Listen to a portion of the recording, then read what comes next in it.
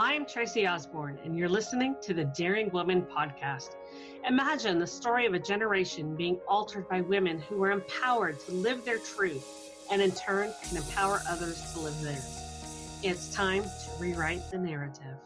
Hi, welcome back to another episode of the Daring Woman podcast. I am your host, Tracy Osborne, and I am so thrilled to have Yvonne Heath with me today. We are going to talk about her journey from being in the medical field and just dealing with so much death and grief and how that has really affected her and what she's doing today. So, Yvonne, thank you so much for joining us.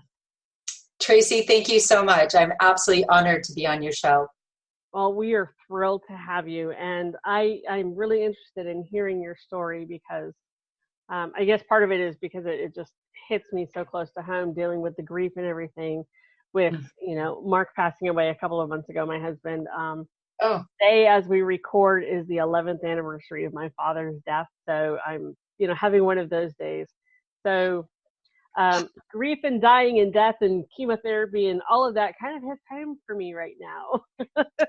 Oh my goodness. Well, I'm just letting you know that I am hugging you right now. Thank you. First of all, I really am, because I just so applaud you for your journey, because you've obviously been through tremendous grief over and over and over, and yet here you are being a voice for change, and that is the greatest gift to for ourselves and for others, right? To keep sharing our stories, as messy as they can be. Yeah, absolutely. So with that being said, tell us your story. Well, I was born on a very cold, no, I'm just kidding. I won't go back. Well, it's just funny because my journey started with a nursing career that I really didn't plan on being a nurse. My mom was a nurse. I always saw her exhausted and the shift work and the emotional toll. But I kind of stumbled into it. I worked at a facility for people who were very mentally and physically disabled and had tremendous challenges. And somebody said to me, I loved it there. And they said, if you like working here, I mean, you could be a nurse. And I just thought that was ridiculous, but I didn't know what else to do. So that's not a very strong reason to start. But I did find my passion, and I ended up becoming a traveling nurse. I worked in New York State, Louisiana, and Texas, and big cities and small towns in all different areas. And then in 2001, the story is kind of messy along the way. I got married in Texas and then divorced and became a single parent. And I moved back home in 1996. They were not hiring at the hospital. And I thought, what has happened to my life at age 31? I'm a single parent. I can't get hired at the hospital. I've had awful relationships. That really wasn't what was on my vision board.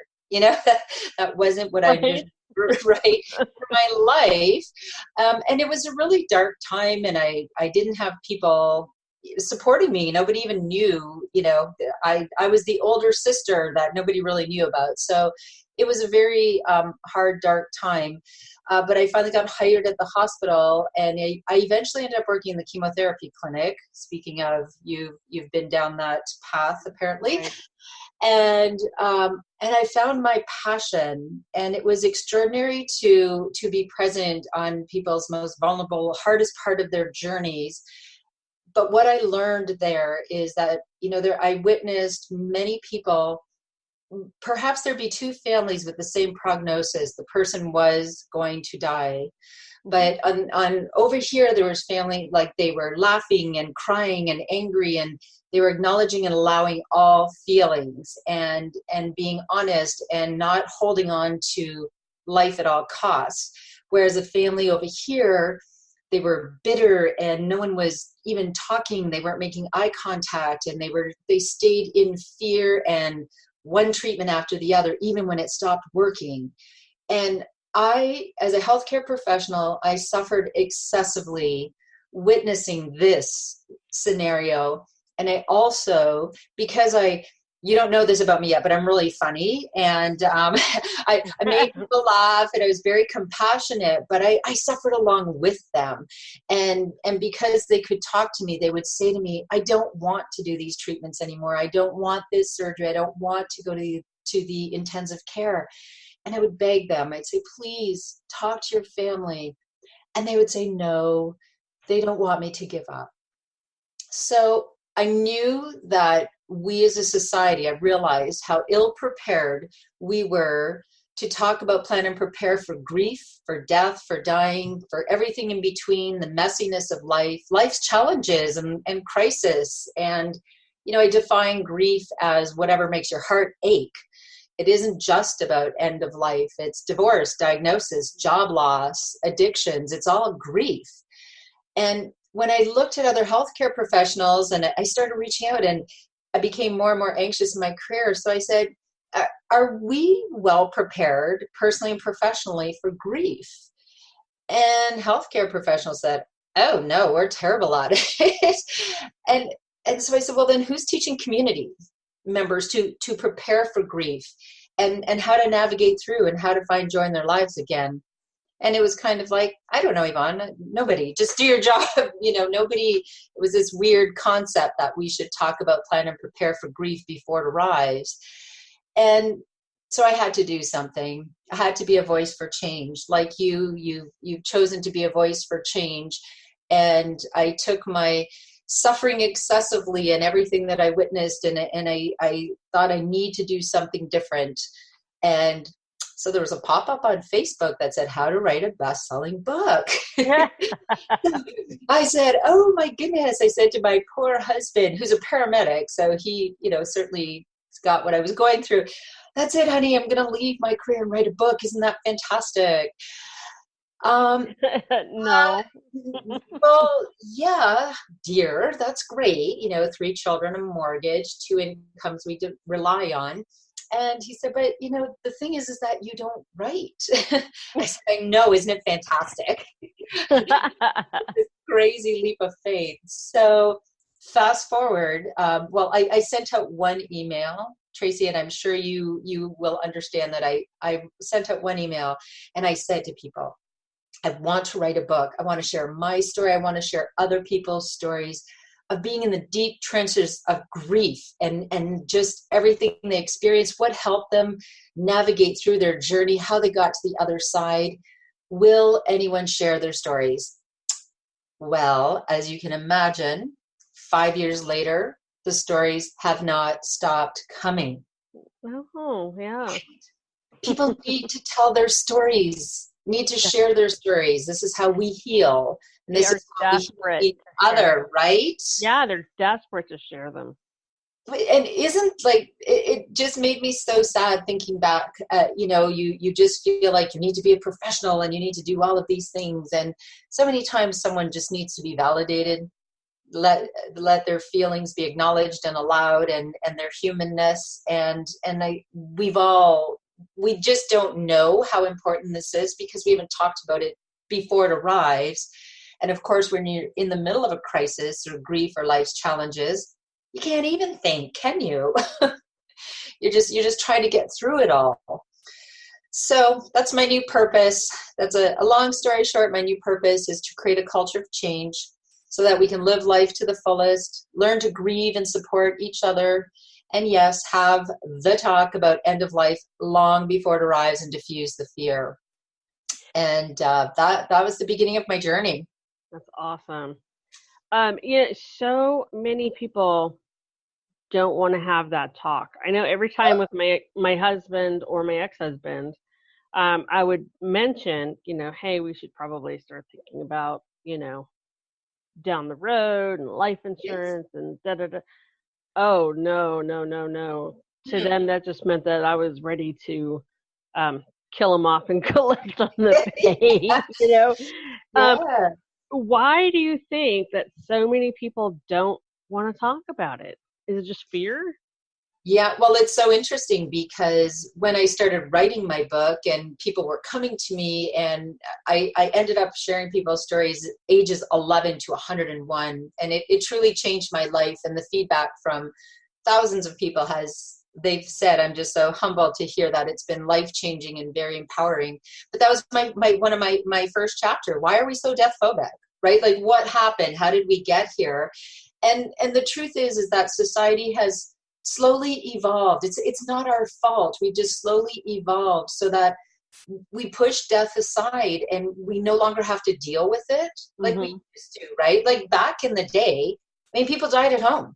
You had a doctor came over with a little bag of goodies and he did what he could. But I mean, we didn't have this medical technology that could keep people living for decades after, like with a, poor chronic condition. So right. Medical technology has played a part. People used to die at home and funerals were at home. You didn't have a funeral parlor. You didn't have people didn't die in intensive care. So it was part of our everyday life. And of course, when people lived on farms, it was part of everyday life. And we also lived multi-generationally, right? Like you part of the aging process. I mean, you witnessed it. It was just the natural aging process. And now we fight it tooth and nail, right? Anti-aging this, anti-aging that. Like we don't want to accept it. And of course, our poor, wonderful, busy society. I mean, when do we take the time to have these meaningful conversations, right? Never. We're too busy for that. We're too busy, and we just want to push it all under the carpet. The problem is that we are suffering excessively, and when there's more and more attention to mental health issues, and when I talk about grief, and they're like, well, no, we're talking about mental health issues. And I said, well, I understand, but I promise you that unresolved or unsupported grief will either cause or compound mental health issues, right? Yeah. We don't know what to do with grief. And this leads to, I mean, very tragically, suicide sometimes, and the opioid crisis, and all of these horrific things. Yeah. Yes, absolutely. We do not know what to do with grief. And the conversations need to be normalized throughout life. And I love that you say you try to bring up the conversation. Like, well, I don't want to talk about that. I always, when people say that, I yell behind them as they run away. I say, you're why I had a book to write. Let's fast forward, because when people say, well, I don't want to have that conversation. And I say, I get it. But if we wait till we want to have that conversation, it will never happen. And if you think it's uncomfortable now, do you think it's better when there's a diagnosis, when you're a certain age? Like, is that a better time? Hey, you have this diagnosis, we should have the talk. Right. That's so much more difficult. That's right up there with, hey, you got your period, I guess we should talk. Yes. Right. Oh my gosh. It's the same thing. It is the same thing. And I always say those awkward, difficult conversations, isn't it so much better to have before it arrives? And when, as you said that, I just envisioned the conversation I had with my daughter. And here I am, a nurse, right? And she keeps complaining about pain. And I'm thinking, oh, I wonder what's wrong with your stomach. And it's like, do you think maybe it's this? And, you get a little dizzy, because I don't want to have that talk. I want my little girl to be a little girl. Right. And, oh, geez, you've had to have it 4 times, haven't you? Wow. Yeah. Wow. But it was awkward. It was uncomfortable. And guess what? Like anything, it's like a rusty wheel. Once you get started, you can normalize the conversation and diffuse the awkwardness. And by the time my daughter actually did get her period, oh my gosh, we had emergency kits, and we let her know it wasn't tampons, it was tampons. And it was, we had all those conversations. Awesome. But you're absolutely right. Don't have it when it's time. My goodness, that would be awful. Yes. Yeah. I mean, Mark and I had talked about, kind of talked about, we don't want any big, funerals, just stick us in a pine box and toss us in the oven, that kind of thing. Right. So, when he did die so suddenly, and I was left, I had to make all those decisions. At least I had that to fall back on. I knew what he wanted and what he didn't want. Right. made it a little bit easier. But if you don't have those conversations, then what do? You're in a new marriage or a new relationship, and all of a sudden, God forbid, the worst happens, and you're like, well, I don't know what their wishes were. I don't know if they wanted DNR or donate their Yeah, organs, or it's awful. It's Yeah. awful. And we create excessive suffering by not having those conversations before. And truly now so I have my book and I'm speaking, I'm doing workshops. I even created an online program so that people could have this information available to them anytime, anywhere, when they need it and when they need it again, because grief is a part of this journey, right? And your experience, what you've been through, proves it. Like, the world doesn't say, this person has had enough grief in their life, they're capped off, right? It doesn't work. God, I wish. Wouldn't that be wonderful, right? You would have met your quota, and I may have as well. But it just doesn't work that way. And sometimes, I've had chemotherapy patients, and then their husband has a heart attack and their dog dies and their basement floods, and you're like, are you kidding me? This person has had enough. And it just doesn't work that way. So wouldn't it be wonderful if we could get the other stuff out of the way, so that when grief does arrive, we can get to grieving, because grief is hard and it's all consuming, and it's the only way to heal. But when we're so busy with all the other stuff, we can't even get to grief. And then we can't get to healing and moving forward. And we really are, we're a lovely, wonderful, compassionate society, but we're so afraid of these conversations, and we just keep being busier and busier. And what people do not realize is they are adding to their own suffering. They really are. Oh my goodness, yes. Yeah, it just, death is inevitable. Yes. There's three things are certain: you're born, you'll die, and you got to pay your taxes.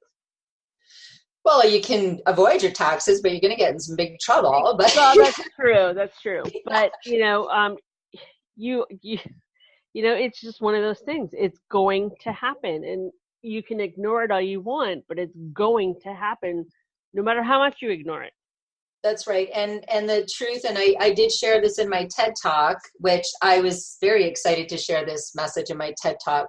The hard truth is we don't all die of old age, and we do not always get a warning. And when you are you're going through the death of a loved one, all the other grief of life and the maintenance of life goes on. So here you are, you may be, someone is dying or has died, and your dog still needs to be walked, and kids still, eventually need to go to school, and the rest of life continues, and you can't even think. And again, wouldn't it be, you can never be fully prepared. When I tell people to get ready for grief, it doesn't mean that you won't grieve. It's paving the way to grieve and to healing. Mm-hmm. See, this is the part, and having those conversations about organ donation. Oh my goodness, please, everyone have those conversations long before you have to.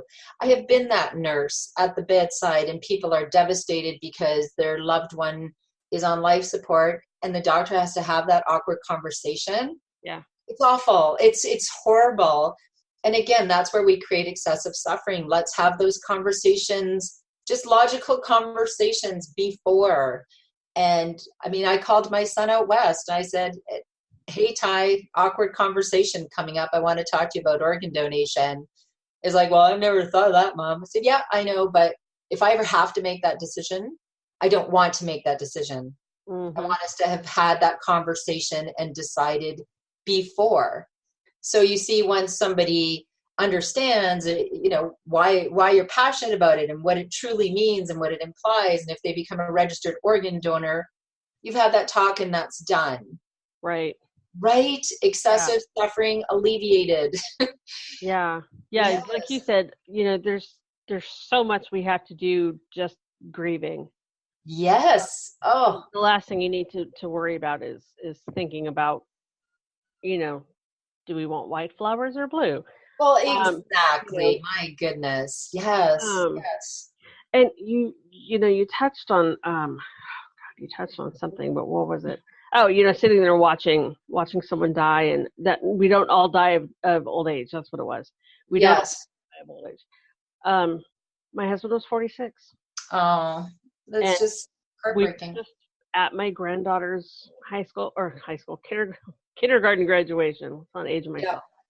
son. Um, and he started getting the signs of a heart attack, and you know, Oh my goodness. not even an hour later, I was performing CPR and calling 911. Oh So God. it does. It just happens. My best friend 7 years ago went for a quick spin down the road with a couple of friends in his $80,000 Jag.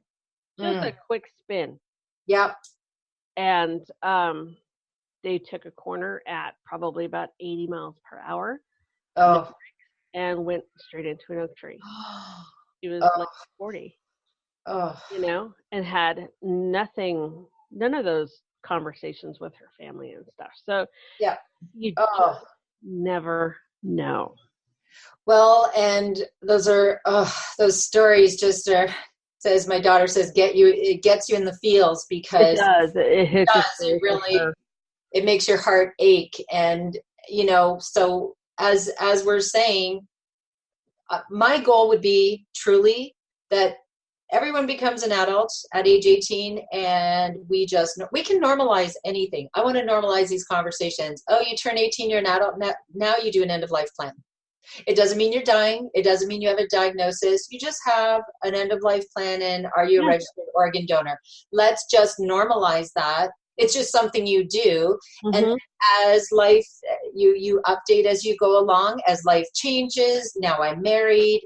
Now we have children. Let's add the beneficiaries. My wife is, Sure. power of attorney, whatever. And then I get cheeky, and then I divorce her and I put my new wife on because it happens. That's life. It happens. Yeah. I Yeah. have, so here's now talk about excessive suffering. Our neighbor across the street, true story, was married to her husband for 17 years. When he died, he had never changed his will. So she was not on the will. So his children made her leave her home. Now, Mm. right? Excessive suffering, which could have been avoided. Yeah. Let's avoid it. And the other thing is, it's interesting, in the last 5 years of interviewing hundreds of people, the two phrases I've heard the most is when someone is grieving in life crisis, whatever they may be facing, everyone says, I don't know what to do. I don't know what to say. So we avoid, right? Mhm. Afraid to do or say the wrong thing. And that's why we started the I Just Showed Up movement. I Just Showed Up teaches people of all ages how to just show up for themselves and others, so they are empowered and resilient when grief arrives. I love it. When we don't know what to do, we don't know what to say, we can't fix it. The three magic words are just show up. Yeah. That's Right? that's all it takes all our times. We don't. Yeah. Yeah. You don't Show have up. to say the right thing. There is no right thing. There is no There's right thing, and it no right isn't your thing. job to And fix it. the go-to is I'm sorry. I'm so sorry for your loss. Well, I know. screw you. Screw you and you're Yes, sorry. I Just know we bring don't, him but back. we don't know what else Um, to say. And I just exactly. And yeah, it's just so tough, especially if you've well, never been through something like that before. But yes, but you know what? That's why I would encourage everybody to watch my TED Talk, because when I was crafting it, I asked professionals from all kinds, from hospice, from mental health first aid, from everywhere, to say, okay, is this a message that will help people in 14 minutes? And they said yes, because we have to understand that the things that are going to help to heal ourselves, to heal each other, is just showing up. And that just means acknowledging and allowing all feelings, being willing to be human, and just saying, this is hard, this sucks, I'm so sad. We need to be okay to grieve with people, not be strong for them all the yep, time. exactly. Right? Oh, exactly. Yes. Yes.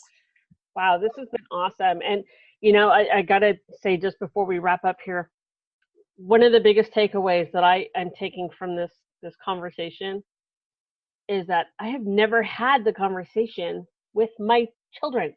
Right. They know my wishes. They know I don't want to be, you know, what I want. You know, and I don't know what they want, especially There my you two go. adult kids. Yep. I'm like, you know, I've never talked to them Mhm. about, because I don't want to be here. You know, I don't want to have to make those decisions. So Exactly. that's an awkward conversation that I'm going to be having with my children in the near future. I have done my job. Yes, thank That's what you. it's about. Yeah, Yes, that's what absolutely. it's about, right? And again, you know, you can have heartfelt conversations, and it truly is a bonding thing. I mean, my mom and I talk about this all the time now. And, you know, I walk in, hey, mom, can you put my name on that vase over there? I really like it. And we laugh, you know, we've created this with this awkward Got my conversation. sticker. Yep. Please put my sticker on that one. And there's just, you know, we can have banter and love and tears if we have these conversations before. Mhm. And I'm always here to help. And Tracy, I think that we should chat again sometime soon. For sure, for sure. And, you know, ladies, thank you for listening. And I just want to say, you know, if you're listening on the website, just look below and I will put her TED Talk down there. If you are on any of our partner stations, iTunes, iHeart, Stitcher, et cetera, go to daringwomaninc.com/stories. Look for Yvonne's episode and you will find her TED Talk there. So, Yvonne, thank you so much for coming on. I mean, this is, you know, not an easy conversation to have, even just as a podcast, you know. Mm, Um, Nobody wants to talk about death. All want to think that we're immortal. that's right. Yes. But So, let's have those talks and just yeah, show up for each other. yeah. Thank you so much, ladies. As always, thank you so much for listening. Um, and you know, I say it all the time. You're not alone. Mhm. You're never alone. Make sure you join us in our Facebook group, facebook.com/Daring Woman. It is your safe sanctuary to come and just share whatever is on your mind, on your heart. No judgment, no hate, just love, support, and uplifting from one another. So until then, we will see you in the Facebook group and we will talk to you next week on the show.